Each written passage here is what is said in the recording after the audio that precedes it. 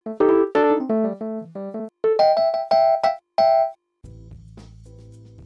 pembaca PC Media, pada video kali ini saya akan memberikan tutorial bagaimana membuat efek suara telepon dengan Adobe Soundboot.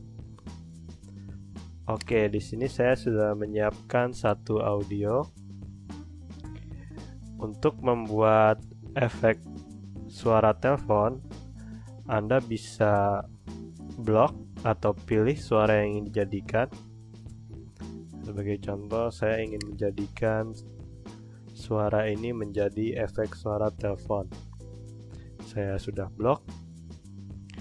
Kemudian Anda pilih tab efek.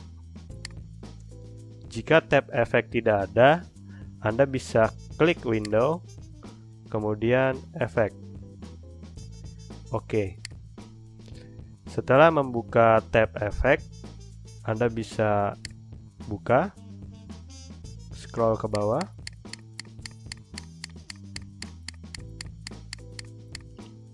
lalu pilih voice telephone. Setelah itu, pada parametric, Anda bisa buka preset, kemudian pilih phone resonance. Lalu, biarkan kompresor default. Kemudian Anda bisa apply. Mari kita tes. Untuk menunjang fungsi dan kemampuannya, notebook ini dilengkapi dengan berbagai konektivitas dan interface yang terbilang cukup lengkap. Bandingkan dengan suara aslinya.